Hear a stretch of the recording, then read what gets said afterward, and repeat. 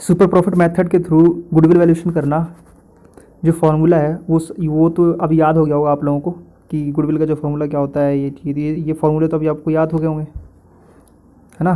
Goodwill का formula super profit को multiply करना तो नंबर ऑफ परचेज से गुडविल आ जाता है। सुपर प्रॉफिट कैसे निकलता है, एवरेज प्रॉफिट में से नॉर्मल प्रॉफिट माइनस कर दूंगा, सुपर प्रॉफिट आ जाता है। नॉर्मल प्रॉफिट कैसे क्या होता है, नॉर्मल प्रॉफिट कैसे निकलता है, कैपिटल एम्प्लॉयड को मल्टीप्लाई किया जाता है नॉर्मल रेट ऑफ रिटर्न से। कैपिटल एम्प्लॉयड कैसे निकाला जाता है, दो अप्रोच है, एसेट्स अप्रोच और लायबिलिटी अप्रोच। एसेट्स में क्या करते हैं, टोटल एसेट्स में से हम ये तीन चीज़ें माइनस करते हैं, आउटसाइड लायबिलिटी, फिक्टिशियस एसेट्स और इन्वेस्टमेंट और गुडविल, तो हमारी आ जाती है कैपिटल एम्प्लॉयड।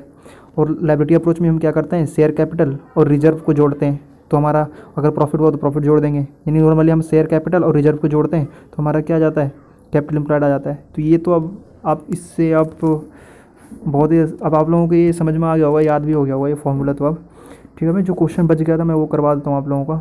इसमें दो क्वेश्चन रह गए, एक है 34 और एक है 36, तो मैं ये दो क्वेश्चन करवाने वाला हूँ। 34 मैं आप लोगों को आज करवाने वाला हूँ। मैंने 33 पिछला क्वेश्चन में करवा दिया है, पिछले वीडियो जो है ना, पिछला वीडियो में मैंने करवा रखा है। मैं 34 क्वेश्चन करवा रहा हूँ। ये जो 34 है क्वेश्चन में क्या क्या दिया हुआ है पहले मैं आपको समझाता हूँ। इसमें average profit earn by firm 1 lakh which includes under valuation of stock. Average profit है 1 लाख, ठीक है, which includes under valuation of 40,000, यानी वैल्यू की ना स्टॉक की जो क्लोजिंग स्टॉक की जो वैल्यूएशन की गई है वो 40,000 कम की गई है। फिर से समझो क्वेश्चन क्या कह रहा है। क्वेश्चन ये कह रहा है कि एवरेज प्रॉफिट में क्लोजिंग स्टॉक जो इंक्लूड जो किया गया है वो 40,000 कम किया है, यानी 40,000 कम इंक्लूड किया है। समझ रहे हो, यानी आपका जो प्रॉफिट है ना 40,000 से कम हो रखा है। ये कैसे पता चला मुझे, मैंने आप लोगों को बता रखा है। जब मैं ट्रेडिंग अकाउंट बनाता हूँ ट्रेडिंग अकाउंट बनाता हूँ सपोज, ठीक है, तो हम ट्रेडिंग अकाउंट जब बनाते हैं तो इधर सेल आता है और क्लोजिंग स्टॉक इधर आता है, फिर हम इधर टोटल करते हैं और इधर सारे हमारे एक्सपेंस होते हैं, ओपनिंग स्टॉक होता है, परचेज होता है, डायरेक्ट एक्सपेंस होता है। मैं इस टोटल एक्सपेंस में, टोटल सेल में, यानी ये जो टोटल अमाउंट है हमारा इधर क्रेडिट का, सेल प्लस क्लोजिंग स्टॉक, इसको जोड़ता हूँ, फिर ये सारे एक्सपेंस माइनस करता हूँ तो हमारा ग्रॉस प्रॉफिट आता है। ठीक है, अब अगर आपने यहाँ पर मान लो 40,000 कम लिखा है तो ये वाला टोटल अमाउंट भी कम आ रहा होगा। जब ये कम आ रहा होगा तो ये जो बैलेंसिंग फिगर है ये भी कम आ रहा होगा। ये बैलेंसिंग फिगर क्या शो कर रहा होता है कि कितना अमाउंट इधर ज़्यादा है। ये बैलेंसिंग फिगर क्या शो कर रहा होता है, हम क्या करते हैं अकाउंटिंग में हमेशा दोनों चीज़ को इक्वल लाने की कोशिश करते हैं। इक्वल नहीं आता तो यहाँ पर बैलेंसिंग फिगर के नाम से ग्रॉस प्रॉफिट आता है, यानी इतना अमाउंट यहाँ पर कम था वही बैलेंस तो यहाँ पर शो होता है। मान लो इधर 5 लाख है, ठीक है, इधर आ रहा है 4,20,000, यानी 80,000 कम है इधर, तो ग्रॉस प्रॉफिट हमारा क्या आ जाएगा, मतलब इधर मान लो 5 लाख है, ठीक है, और इधर आ रहा है 4,80,000 ही, तो आपको ग्रॉस प्रॉफिट कितना हो गया, 20,000 हो गया। अगर इधर 4,80,000 आ रहा है तो 20,000 ग्रॉस प्रॉफिट हो गया। अब मैं आपसे ये बोलूँ कि आपने ना यहाँ पर कम लिखा है 40,000, तो आपको क्या करना चाहिए था, यहाँ पर 5,40,000 लिखना चाहिए था। तो अगर आप यहाँ पर 5,40,000 लिखोगे, यहाँ तो सेम ही है 4,80,000, अब माइनस करो तो यहाँ पर क्या हो रहा है, ग्रॉस प्रॉफिट बढ़ रहा है ना, यानी प्रॉफिट बढ़ रहा है ना। तो यही तो चीज़ मैं आपको समझा रहा हूँ कि अगर आपने क्लोजिंग स्टॉक की वैल्यूएशन कम की है इसका मतलब आपने प्रॉफिट भी कम लिख रखा है। अब आपको सही करना है, यानी कम लिख रखा है ना तो अब बढ़ा दो, ऐड कर दो। हम 1 लाख में क्या करेंगे, इस 40,000 को ऐड करेंगे तो एक्चुअल एवरेज प्रॉफिट आ जाएगा। तो हमें एक्चुअल एवरेज प्रॉफिट निकालने के लिए हम 1 लाख में 40,000 को जोड़ेंगे, 1,40,000 जो आएगा यही हमारा एक्चुअल एवरेज प्रॉफिट है। तो एवरेज प्रॉफिट पता चल गया, एक्चुअल एवरेज प्रॉफिट। अब उसके बाद हम नॉर्मल प्रॉफिट निकालेंगे। नॉर्मल प्रॉफिट निकालने के लिए चाहिए कैपिटल एम्प्लॉयड और नॉर्मल रेट ऑफ रिटर्न। तो कैपिटल एम्प्लॉयड यहाँ पर दे रखा है 6,23,000, क्वेश्चन में गिवन है 6,23,000। यहाँ पर आप देखोगे ना, capital invested in the business 6,23,000, तो यही हमारा कैपिटल एम्प्लॉयड है। और नॉर्मल रेट ऑफ रिटर्न 5%, तो 6,23,000 का जब मैं 5% निकालूंगा तो ये आ जाएगा 31,500, ये हमारा नॉर्मल प्रॉफिट है। ठीक है, आपको एवरेज प्रॉफिट पता है, नॉर्मल प्रॉफिट पता है, सुपर प्रॉफिट आसानी से निकाल लोगे। 1,40,000 यानी एवरेज प्रॉफिट में से माइनस करोगे नॉर्मल प्रॉफिट को तो आ जाएगा 1,08,500, ये सुपर प्रॉफिट है। अब नंबर ऑफ ईयर परचेज के लिए चाहिए हमें नंबर ऑफ, अब गुडविल निकालना ही हमें।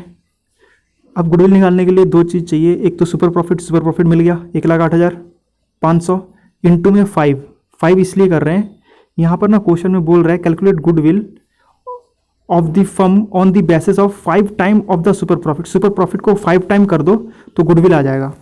समझ में आया, क्वेश्चन अब पढ़ रहे हो ना। यहाँ पे क्या बोल रखा है, अगर मैं सुपर प्रॉफिट को, यहाँ पे देखना, सुपर प्रॉफिट को 5 टाइम कर दूँ, सुपर प्रॉफिट को 5 टाइम कर दूँ तो गुडविल आ जाएगा। वही चीज़ हम कर रहे हैं, इस सुपर प्रॉफिट को 5 टाइम मतलब मल्टीप्लाई करना है 5 से, इसको मैं 5 से मल्टीप्लाई कर दूँ तो क्या आ जाएगा, गुडविल आ जाएगी। ठीक है, तो ये 34 भी बहुत आसान था। बस इसमें आपको ये समझना था कि अगर स्टॉक अंडर वैल्यूड है तो यानी हमारा जो प्रॉफिट है वो कम हो रखा है, अब हमें इसको ज़्यादा करना पड़ेगा, तो ऐड कर देंगे तो हमारा एक्चुअल एवरेज प्रॉफिट आ जाएगा। बस इसमें यही लॉजिक था, और तो कुछ ज़्यादा कुछ खास नहीं था इस क्वेश्चन में। अगर मैं नहीं बताता तो भी आप लोग कर लेते। अब मैं बताता हूँ 36 भी बहुत ईजी है। इसमें 2 एडजस्टमेंट है, अबनॉर्मल लॉस और अबनॉर्मल गेन। ये आप अच्छे से समझ चुके हैं अबनॉर्मल लॉस को क्या करना होता है। यानी हमें क्या करना होगा, अबनॉर्मल लॉस पहले माइनस हो रखा है, अब ऐड कर दो। क्यों? क्योंकि मैं आपको बता चुका हूँ क्यों करते हैं, क्योंकि ये हमारा फ्यूचर मेंटेनेबल प्रॉफिट नहीं है। यानी ये लॉस बार बार थोड़ी होगा, अभी हुआ है, तो इसलिए इसको हमें क्या करना होता है, अगर आपने माइनस कर रखा है 1 लाख में, यहाँ पर बोल रहा है इंक्लूडिंग, यानी माइनस हो रखा है, तो आप इसको 1 लाख को क्या करोगे, ऐड कर दोगे, तो आपका क्या आ जाएगा, 2 लाख रुपए जो होंगे ना, एक्चुअल 2017 का प्रॉफिट हो जाएगा। फिर उसके बाद उसी तरीके से ये 2,60,000 जो दिया हुआ है, इसमें अबनॉर्मल गेन यानी ऐड हो रखा है, तो इसमें 40,000 को माइनस कर दोगे, जो प्रॉफिट आएगा उसको हम एक्चुअल प्रॉफिट मानेंगे 2018 की। अब तुम्हें क्या करना है, क्वेश्चन पढ़ लेते हैं पहले अब, ठीक है। मैंने आप लोगों को बिना क्वेश्चन पढ़े ये 2 चीज़ें बता दिया। वो एक्चुअली देखने से ही लग रहा था कि पहले हमें इस प्रॉफिट को एडजस्ट करना होगा, फिर उसके बाद जो प्रॉफिट आएगा उसका एवरेज निकालेंगे, है ना। पहले हम क्या करते हैं, फ्यूचर मेंटेनेबल प्रॉफिट निकालते हैं। फ्यूचर मेंटेनेबल प्रॉफिट के लिए पहले जो एडजस्टमेंट होती है वो एडजस्टमेंट कर देते हैं। तो वही इसलिए पहले मुझे समझ में आ गया था देख के ही क्वेश्चन, कि पहले एवरेज इनको एडजस्टमेंट करेंगे, एडजस्टमेंट करने के बाद जो प्रॉफिट आएगा उसको एवरेज करेंगे। पढ़ लेता हूँ मैं। यहाँ पर 2 पार्टनर है, अयूब और अमित। एक नया पार्टनर अमित एडमिट हो रहा है, जसपाल नाम का, और 1/4/2019 से हो रहा है। गुडविल ऑफ 3 है, नंबर ऑफ ईयर परचेज कितनी है यहाँ पर, 3, नंबर ऑफ ईयर परचेज 3 है।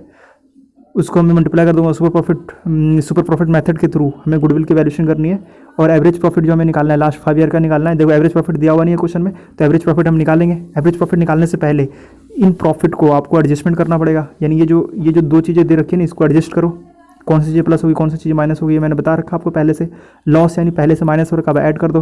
ये प्रॉफिट यानी पहले से ऐड हो रखा, माइनस कर दो, तो वो कैंसिल हो जाएंगे ये ट्रांजेक्शन।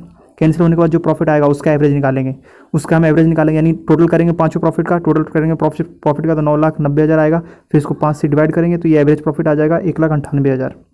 ठीक है दोस्तों, एवरेज प्रॉफिट आ गया। अब हम इसमें क्या करेंगे, अब हमें चाहिए नॉर्मल प्रॉफिट। नॉर्मल प्रॉफिट निकालने के लिए कैपिटल इम्प्लाइड होना चाहिए। कैपिटल इम्प्लाइड क्वेश्चन में दे रखा है, देखते हैं कैपिटल इम्प्लाइड दिया या नहीं दिया, ये कैसे निकाला जा सकता है। ये नीचे पढ़ोगे ना आप, तो टोटल एसेट्स दिया है 20 लाख और आउटसाइडर लायबिलिटी दिया है 5 लाख। तो हम एसेट्स अप्रोच के थ्रू कैपिटल इम्प्लाइड निकाल सकते हैं। एसेट्स अप्रोच के थ्रू क्या बोला गया है कि अगर आप टोटल एसेट्स में से आउटसाइडर लायबिलिटी को माइनस करोगे तो कैपिटल इम्प्लाइड आ जाएगा। वही चीज़ हम यहाँ पर कर रहे हैं, टोटल एसेट्स में से आउटसाइडर लायबिलिटी को माइनस किया जा रहा है। 20 लाख में से 5 लाख माइनस करेंगे, 15 लाख आएगा। 15 लाख जो आएगा वो हमारा क्या है, कैपिटल इम्प्लाइड है। उसका हम 10% निकालेंगे। नॉर्मल रेट ऑफ रिटर्न यहाँ पर 10% दिया हुआ है, ठीक है, 10% दिया है, ये 10% रहा, तो 10% निकालेंगे। नॉर्मल प्रॉफिट भी आपको समझ में आ गया 1,50,000 कैसे आया।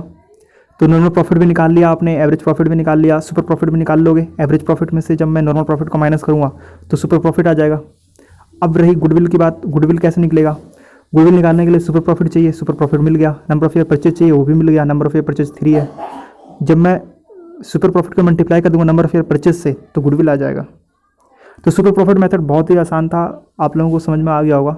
ठीक है, नहीं समझ में आया होगा तो मुझे कॉल कर लें, मैं फिर से एक बार अलग तरीके से समझा